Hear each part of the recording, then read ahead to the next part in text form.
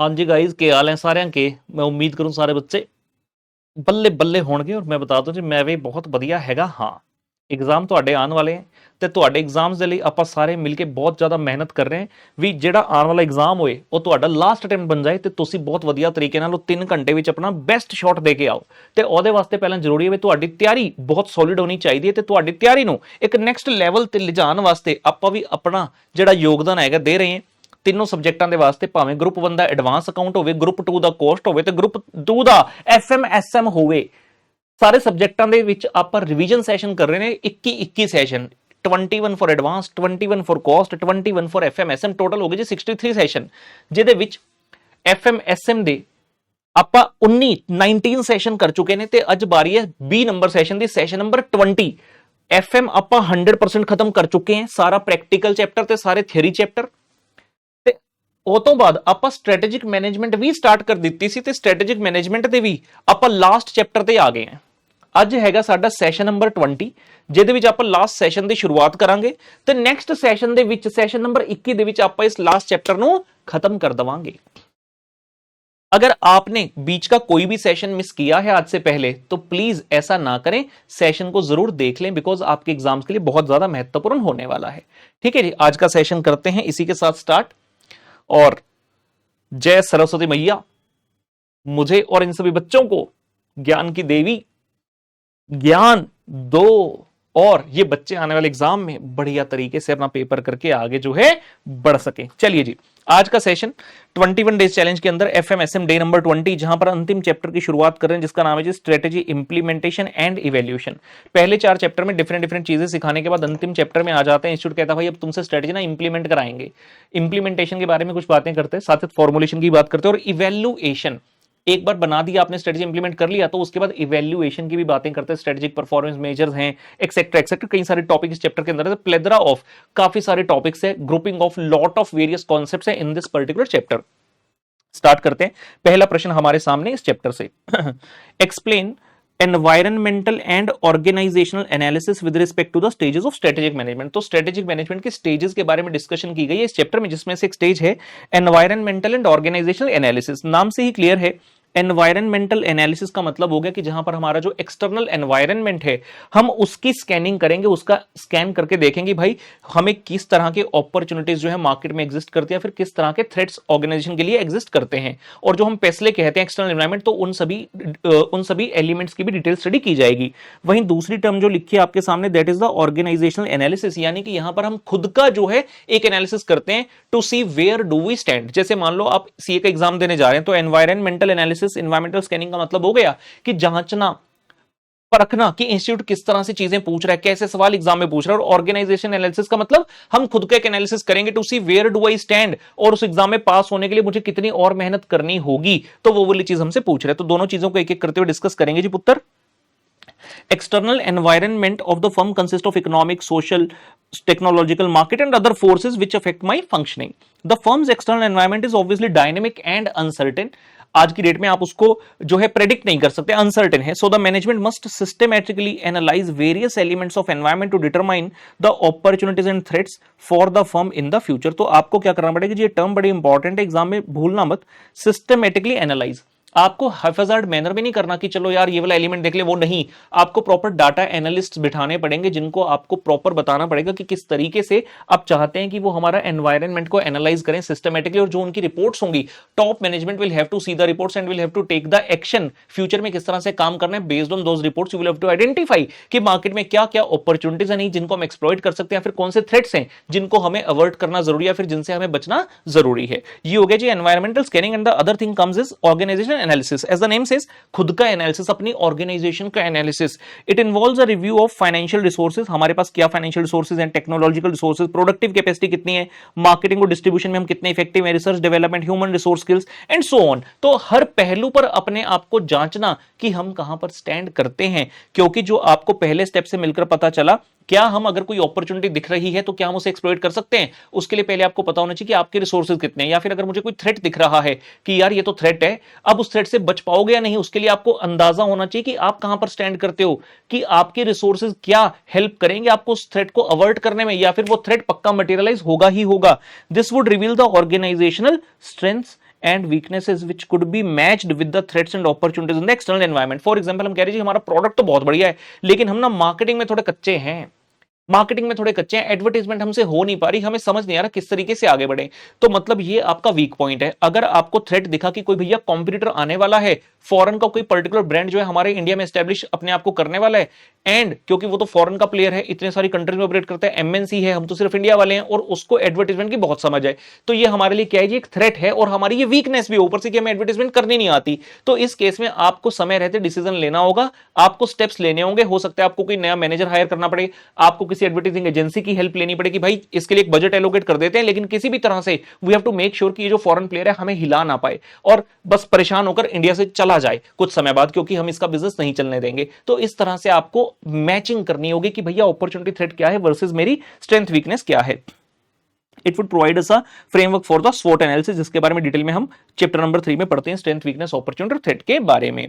आगे चलते हैं जी। अगला प्रश्न हमारे सामने आता है, बढ़िया चीज, how are strategy formulation and implementation connected, give the explanation why their matrix. तो स्ट्रेटेजी फॉर्मुलेशन और इंप्लीमेंटेशन का मैट्रिक्स है, नाम से क्लियर है। स्ट्रेटेजी फॉर्मुलेट की मतलब बनाई वर्सेस उसको इंप्लीमेंट किया, तो उसका एक मैट्रिक्स बनाकर हम देख रहे हैं। हमारे पास कुल मिलाकर 4 ऑप्शंस आ जाएंगे डिपेंडिंग अपॉन मेरी फॉर्मुलेशन ऑफ स्ट्रेटेजी कितने साउंड थी वर्सेस मेरी इंप्लीमेंटेशन कितनी वीक रही या फिर अच्छी रही।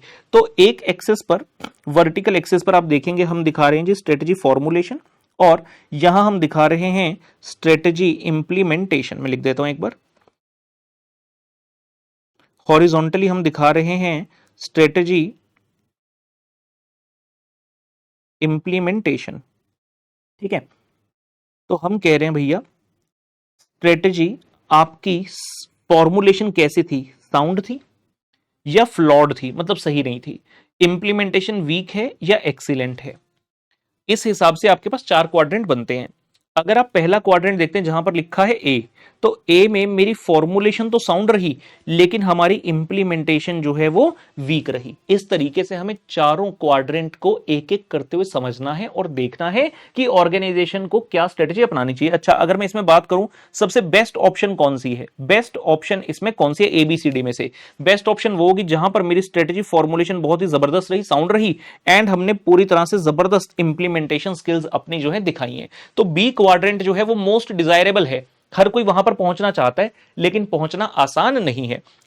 हम सबसे पहले आते हैं स्क्वायर ए पर। तो स्क्वायर ए कौन सा सिचुएशन है, आपकी फॉर्मुलेशन तो सही थी लेकिन आपकी इंप्लीमेंटेशन सही नहीं थी। मतलब आइडिया तो है आपके माइंड में, स्ट्रेटेजी भी है, लेकिन इंप्लीमेंट करने में कहीं ना कहीं कमी आ रही है। तो ये वाली प्रॉब्लम बेसिकली किन के साथ आती है, जो यंग डायनेमिक लोग हैं, आइडिया है, स्ट्रेटेजी है, स्टार्टअप का पूरा जो है फॉर्मेट तैयार है, लेकिन जब इंप्लीमेंट करने की बारी है तो कहीं ना कहीं वीक रह गए। हो सकता है हमारे पास लीडरशिप उतनी स्ट्रांग नहीं है, एक्सपीरियंस हमें नहीं है चीजों का, जिसकी वजह से आइडिया है, स्ट्रेटजी है, लेकिन इंप्लीमेंटेशन नहीं कर पा रहे।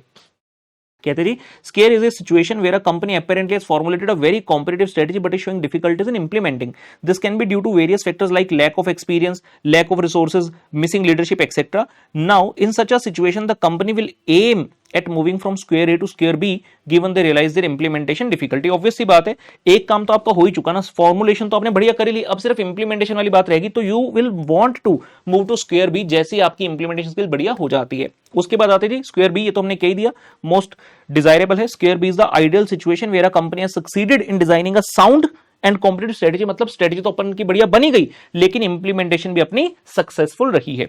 उसके बाद आते हैं जी स्क्वायर नंबर, आपका क्वाड्रेंट नंबर आता है जी सी।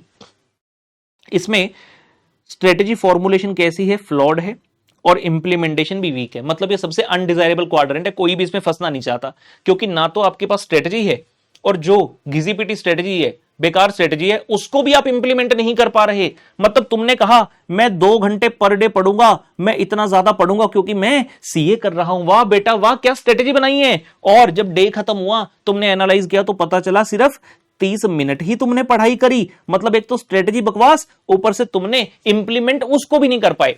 तो भैया इस केस में क्या करें, क्या इंप्लीमेंटेशन सही करने से काम चल जाएगा? नहीं, पहले तो भैया तुम अपनी स्ट्रेटेजी ठीक करो। 2 घंटे पढ़ने से भैया बीए हो सके सीए ना हो सके, तो इस 2 को जरा यहां एक डंडा लगाओ, 10 से 12 घंटे की मिनिमम स्टडी का टारगेट रखो, फिर उसके बाद इंप्लीमेंट करने के बारे में सोचेंगे। तो square C denotes the companies that have not succeeded in coming up with a sound strategy formulation and in addition are bad at implementing their flawed strategy. Their part to success goes through business model redesign. तो पहले आपको क्या करना होगा? Strategy बढ़िया बनानी होगी, वो business model redesign, technical language लिख रहा है, एंड उसके बाद इंप्लीमेंटेशन भी आपको रीएडजस्ट अपनी करनी पड़ेगी, तब जाकर सक्सीड करोगे। अंतिम क्वाड्रेंट पर आते हैं।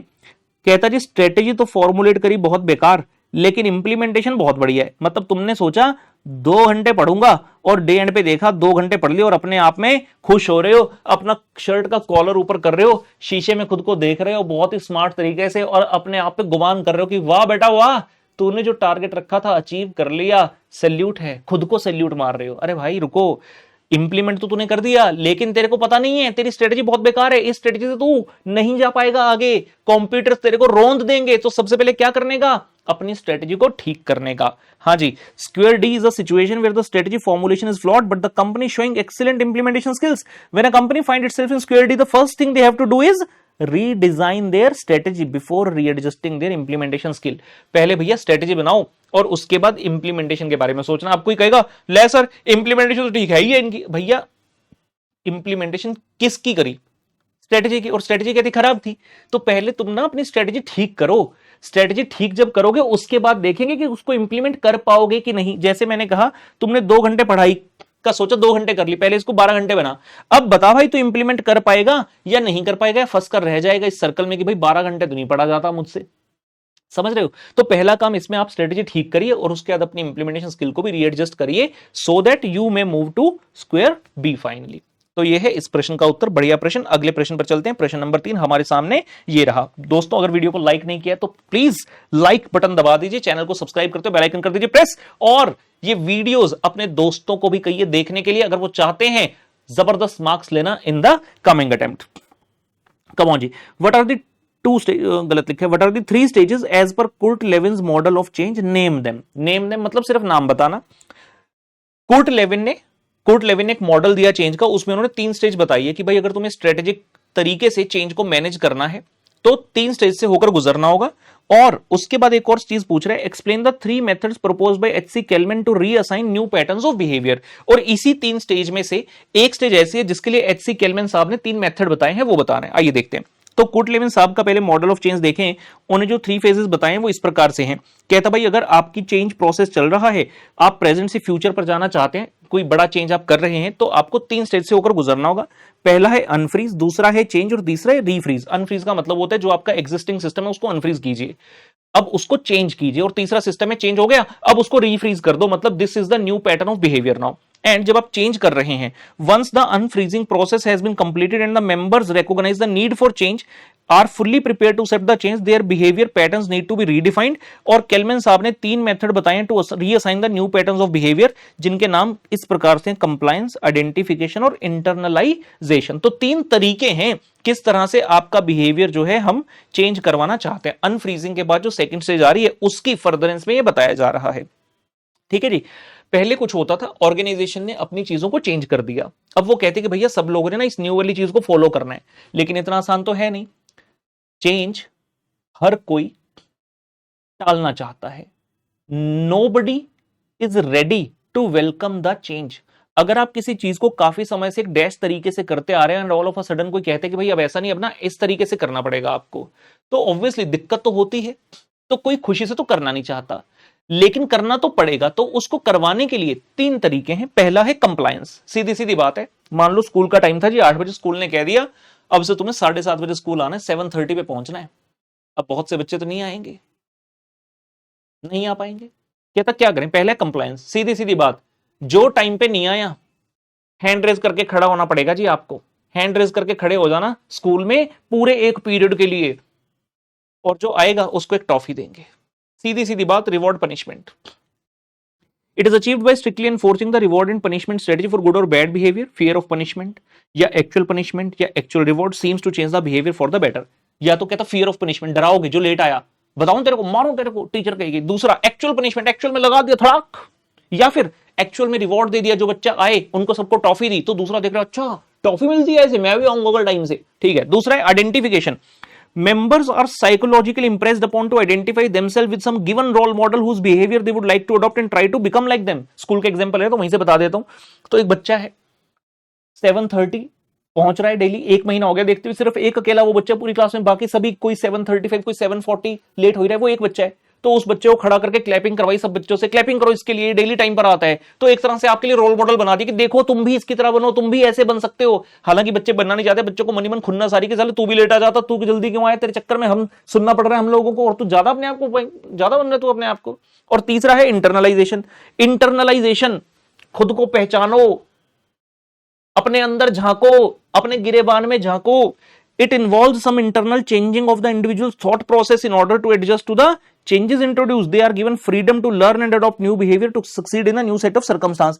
इसमें टीचर क्या करेगा जी, जो बच्चे लेट आ रहे हैं उसको लेकर अलग से रूम में जाएंगे, आपको इमोशनली जो है समझाया जाएगा, बेटा अच्छा लगता है ऐसे, मतलब पनिशमेंट नहीं है, पहले वाले में पनिशमेंट थी, दूसरे में रोल मॉडल, तीसरे में बेटा समझो स्कूल का एक कायदा है, एक नियम है, तुम अच्छे बच्चे हो, तुम कर सकते हो। इस तरह से आपको परसुएड किया जाएगा अच्छा बिहेवियर अपनाने के लिए। एंड आपको डराया धमकाया नहीं जा रहा, आपको यह सोचने पर मजबूर किया जा रहा है कि आप खुद से ऐसा करें, क्योंकि इससे आपको फायदा ही मिलेगा। यह है इंटरनलाइजेशन। बढ़ते हैं आगे। हमारे सामने मल्टीपल चॉइस क्वेश्चन पुत्र आंदा होया कहंदा जी, Which one is not used by organization to effectively deal with uncertainty। अब यहां पे हमारे इस चैप्टर में एक टॉपिक है जी स्ट्रेटेजिक अनसर्टेनिटी का, तो उसमें डील करने के लिए कई सारी चीजें हैं। कहता which one is not used, which one is not used। कहता बिल्डिंग रेजिलियंस, नहीं भाई ये तो पॉजिटिव चीज है। कोलैबोरेशन, ये भी पॉजिटिव चीज है। डाइवर्सिफिकेशन पॉजिटिव है। जो इसमें निकम्मी चीज है वो है रिजिडनेस। रिजिडनेस थोड़ी आप यूज करोगे अनसर्टेन से डील करने के, रिजिड रहे तो भैया काम खराब हो जाएगा। रिजिडनेस से तो अनसर्टेनिटी और बढ़ती है। आपको फ्री रहना होगा, अगर स्ट्रेटेजिक अनसर्टेनिटी है तो आपको रिजिड नहीं रहना, you should be able to deal with it. और अगर रिजिड रहोगे तो डील नहीं कर पाओगे, तो करेक्ट आंसर है बी, रिजिडनेस। उसके बाद कहता G dash is a process of organizational change which enables an organization to use the technology to create the new value for stakeholder. कहता बताओ इनमें से क्या करेक्ट ऑप्शन है जिसके बलबूते हम कह रहे हैं कि आप टेक्नोलॉजी का इस्तेमाल करके जो आपके स्टेक होल्डर्स हैं उनके लिए ज्यादा बेटर वैल्यू क्रिएट कर पाओगे। Digital transformation, electronic transformation, analogue transformation, none of the above. Correct answer क्या है? Digital transformation is the correct answer. ये भी हमारा टॉपिक है इस चैप्टर नंबर 5 के अंदर जी। ठीक है, नोट्स एक बार फिर से बता दूं, आप बच्चों को मिल जाएंगे हमारे टेलीग्राम चैनल से। इसी के साथ हमारा ये आज का सेशन होता है खत्म। मुलाकात नेक्स्ट सेशन में जो कि अंतिम होगा, तब तक के लिए बाय बाय।